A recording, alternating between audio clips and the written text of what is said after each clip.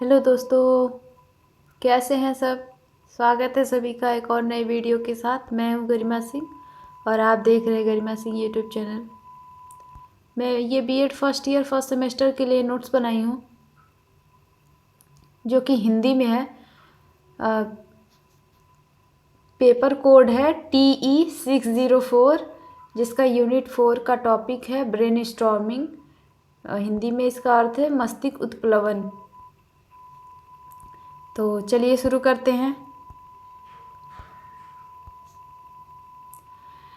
इस विधि का उपयोग मुख्य रूप से सृजनात्मकता के विकास के लिए किया जाता है। वास्तव में मस्तिष्क उत्प्लवन एक सृजनात्मक समूह कार्य है जिसमें समूह के सदस्य शीघ्रता से अनेक विचार मूल्यांकन हेतु उत्पन्न करते हैं। इसमें सदस्यों की संख्या 5 से लेकर 20 तक हो सकती है।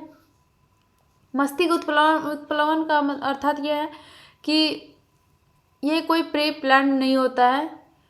ये तुरंत किसी के दिमाग में कोई बात आती है वो बताता है, जिसमें अनेक लोग रहते हैं। जहाँ पे 5 से लेके 20 तक लोग रहते, 20 लोग का ग्रुप होता है। मस्तिष्क उत्प्लवन के प्रतिपादक जो हैं एलेक्स आर्सबर्न हैं। इनके अनुसार हमारे मन के 2 रूप होते हैं। प्रथम, नए विचारों का सृजन करना। द्वितीय, उन विचारों की आलोचना करना। आलोचना करना का अर्थ है कि जैसे हमारे मन में दो विचार आते हैं, आप सबको पता है। एक कहता है कि ये काम कर लेते हैं, फिर लगता है कि अगर गलत हुआ तो, अगर इसमें लॉस हुआ तो ये हमारे मन का 2 रूप है जिसमें एक हाँ कहता है, एक ना कहता है। वही उसके प्रतिपादक है एलेक्स आर्सबर्न। आगे है, किसी भी नए विचार उत्पन्न होने के साथ साथ उसके विरोधी विचार भी उत्पन्न होने लगते हैं। जैसे कि विरोधी विचार, हम कुछ अलग सोचते हैं, जैसे कुछ अलग सोचते हैं, नया सोचते हैं, कुछ करने का सोचते हैं, तो हम अच्छा सोच के करने के लिए तैयार हो जाते हैं। फिर दिमाग में ये आता है कि इसका उल्टा क्या हो सकता है, तो वो उसका विरोधी विचार हो गया।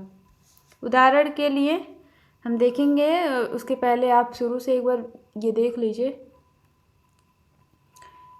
Brain storming. तो इसका उदाहरण है, यह सही नहीं है। फिर हमारे दिमाग में आता है ऐसा कैसे हो सकता है। फिर ये आता है कि यह तर्कसंगत नहीं है। तो हमारे ही दिमाग में सब बातें आती हैं, कुछ अच्छी उसी का विरोध करता हुआ, कुछ अच्छा पॉजिटिव में आता है, कुछ बातें जो हम सोचते हैं कि करेंगे तो इसमें नुकसान है। तो ऐसे विचार जो आते हैं उन्हें विरोधी विचार कहते हैं। आगे देखते हैं, इसके परिणाम स्वरूप नए विचारों का मार्ग बंद हो जाता है। अगर हम कोई चीज़ सोच रहे हैं करने को, उसका विरोधी बात अगर उस पर हावी हो जाता है तो वो हम करना बंद कर देते हैं। हमें लगता है कि नहीं छोड़ो, नुकसान है। तो इसके परिणाम की वजह से, विरोधी विचार की वजह से हमारे विचार जो होते हैं, विचार के आगे के रास्ते बंद हो जाते हैं। हम नए विचारों को उत्पन्न होते समय उनके आलोचनात्मक पक्ष को स्थगित करना चाहिए। हमें जब नए विचार हम सोच रहे होते हैं तो जो बेकार विचार आते हैं उन्हें स्थगित करना चाहिए, उन्हें दिमाग में नहीं सोचना चाहिए, दिमाग में नहीं लाना चाहिए। आगे है, पर्याप्त विचार उत्पन्न होने के पश्चात मूल्यांकन के द्वारा अच्छे विचारों का चयन किया जा सकता है। जो हम विचार सोच रहे होते हैं उन विचारों में बहुत सारे विचार होते हैं, क्योंकि हम कोई एक चीज़ करने के लिए सोचते हैं तो उसके अगल बगल के उस कार्य से रिलेटेड जितने भी चीज़ें होती हैं हम सोच लेते हैं। तो हमें फिर डिसीजन लेना होता है कि कौन सा बेस्ट होगा, कौन सा अच्छा होगा। तो वो मूल्यांकन के बाद पता चलता है। आगे है, विल्सन 1487 में मस्तिष्क उत्प्लवन के 8 सोपान बताएं। तो चलिए आगे हम सोपान देखते हैं, विल्सन के द्वारा बताए गए सोपान जो 8 हैं। प्रथम सोपान है परिचय। प्रत्येक सदस्य को सक्रिय सहभागिता करनी चाहिए। मन में जो भी विचार आए उसे बताना है। इसकी सफलता समूह के प्रत्येक सदस्य की सहभागिता पर ही निर्भर करती है। प्रथम सोपान में ये बताया गया मस्तिष्क उत्प्लवन के अंतर्गत प्रत्येक जो ग्रुप में है 5 से 20 लोगों का ग्रुप जो है उसमें प्रत्येक व्यक्ति के मन में जो भी बात आए उसे बताना है ग्रुप वालों को, और उसका बात अगर अच्छा है तो उसकी जो वो जो अच्छा विचार आया तो वो सफलता जो मिलेगी वो ग्रुप के प्रत्येक सदस्य को की सहभागिता पर निर्भर करेगी कि कौन कौन है। तो ग्रुप के प्रत्येक सदस्य को वो सफलता मिलती है। आगे देखते हैं। इसके 4 बुनियादी नियम हैं। प्रथम सोपान के 4 बुनियादी नियम हैं। पहला, कोई भी सदस्य किसी भी आलोचना नहीं करेगा। जो ग्रुप के सदस्य हैं एक दूसरे की बुराई नहीं करेंगे। दूसरा है, मुक्त चिंतन का स्वागत है। कोई भी विचार आए दिमाग में तो वो बता सकते हैं, वो उसे मुक्त चिंतन कहते हैं। तीसरा, अधिक से अधिक विचार देने चाहिए। विचार की गुणवत्ता महत्वपूर्ण नहीं है, संख्या महत्वपूर्ण है। विचार कैसा है ये महत्वपूर्ण नहीं है, हम कैसे सोच रहे हैं, कितने प्रश्न को दिमाग में ला रहे हैं ये महत्वपूर्ण है। प्रत्येक व्यक्ति किसी दूसरे के विचार को जोड़कर एक नया विचार दे सकता है तथा विकास कर सकता है। इसकी सूचना कागज़ पर लिखकर टांग दी जाती है। जैसे कि हम कोई बात बताते हैं तो बहुत लोगों को अच्छी लगती है, लेकिन उसमें कुछ वो ऐड करना चाहते हैं तो वो ऐड कर सकते हैं। इसकी सूचना कागज़ पर लिखकर टांग दी जाएगी। एक बार शुरू से देख लीजिए।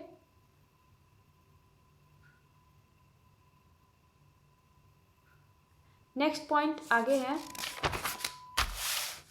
द्वितीय सोपान, आइस ब्रेकर। आइस ब्रेकर के अंदर हिम भंजक इसे कहते हैं।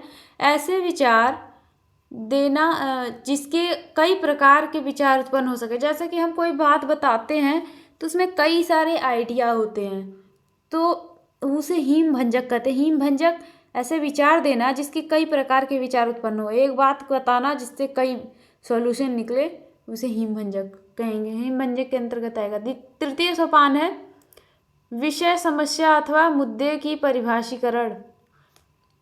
जो विषय है उसका समस्या का समाधान करना या कोई भी बात हो रहा है तो उसको परिभाषित करना तृतीय सोपान के अंतर्गत आता है। चतुर्थ सोपान है समस्या अथवा विषय पर संकेंद्रित ध्यान प्राप्त करने के उपाय देना छात्रों का जो अगला है पंचम सोपान, तो इसके अंतर्गत रहेगा संकेंद्रित कथन का चयन करना। छात्र के 4 अथवा 5 कथनों का चुनाव करने के लिए छात्रों को 4 या 5 पॉइंट का चुनाव करने के लिए कहा जाता है जो सर्वाधिक उपयोगी होता है या जिस कथन में सुझावों के विकास के लिए सर्वाधिक समर्थन हो उसका चयन किया जाता है। इसके अंतर्गत 4-5 कथन चुनने के लिए कहा जाता है जिसमें ज़्यादा लोग का चुनाव, सर्वाधिक लोग का समर्थन होता है, जिसमें ज़्यादा लोग की सहभागिता होती है उसे चुन लिया जाता है। छठा सोपान है मस्तिष्क उत्प्लवन। छात्रों से सुझाव व विचार प्राप्त करना। सुझाव प्राप्त करते समय छात्रों को पुनर्बलित किया जाए। मस्तिष्क उत्प्लवन के छठे सोपान में ये बताया गया है कि जो बच्चों से जो विचार प्राप्त कर रहे हैं उसमें बच्चों को पुनर्बलित करें। अर्थात अगर वो कुछ बता रहे हैं तो वेरी गुड या बहुत अच्छा, शाबाश आप कह सकते हैं, जिससे कि वो पुनर्बलित होंगे। तो छठे सोपान में ये था। 7वां सोपान है मूर्खतम सुझाव। मस्तिष्क उत्प्लवन के पश्चात जब अधिकतर छात्र थक जाते हैं तब मूर्खतम सुझाव की घोषणा की जाती है। जैसे कि हम कोई चीज़ पढ़ते रहते हैं, फिर बच्चे बोर होने लगते हैं, पढ़ाते समय बच्चे बोर होने लगते हैं तो हम ऐसे सवाल करते हैं उनसे जिससे उनको मज़ा भी आता है पढ़ने में और वो थोड़ा डिफरेंट होता है तो उनका ध्यान थोड़ी देर के लिए दूसरे साइड में चला जाता है और फिर वो ध्यान देके फिर पढ़ाई की ओर आ जाते हैं। तो ये 7वें सोपान में है मूर्खतम सुझाव। अष्टम सोपान मतलब 8वां सोपान है मूल्यांकन। मस्तिष्क उत्प्लवन सत्र की समाप्ति के पश्चात कुछ विचार एवं सुझाव बच जाते हैं जो प्रवाहता के साथ प्रस्तुत किया गया हो। मूल्यांकन करना। तो ये 8वें सोपान के बाद ये मस्तिष्क उत्प्लवन का 8वां सोपान है मूल्यांकन। इसके लाभ क्या क्या है मस्तिष्क उत्प्लवन के, हम चलिए देखते हैं।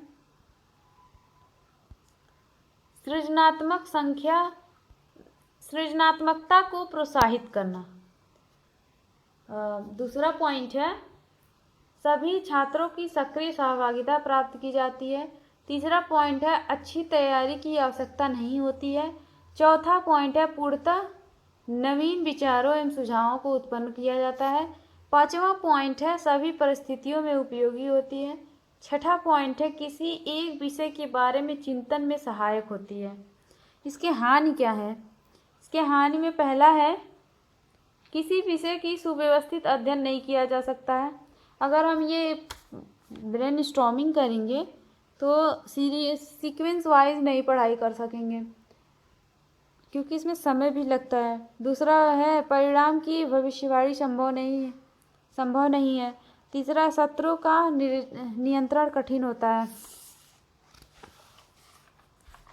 चौथा है मूल्यांकन कठिन होता है एवं समय अधिक लगता है। पांचवा है कुछ प्रतिभागी सहभागिता करने के प्रति उदासीन होते हैं।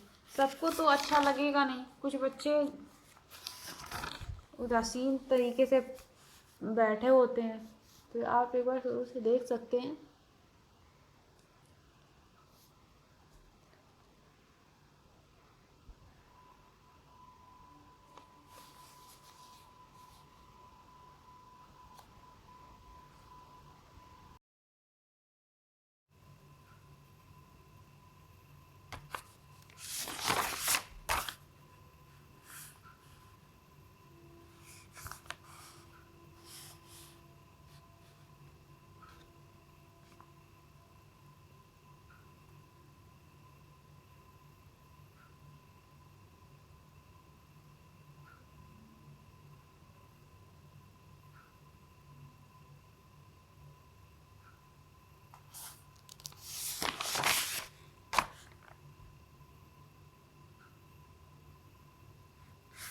तो ये हमारा रहा मस्तिष्क उत्प्लवन।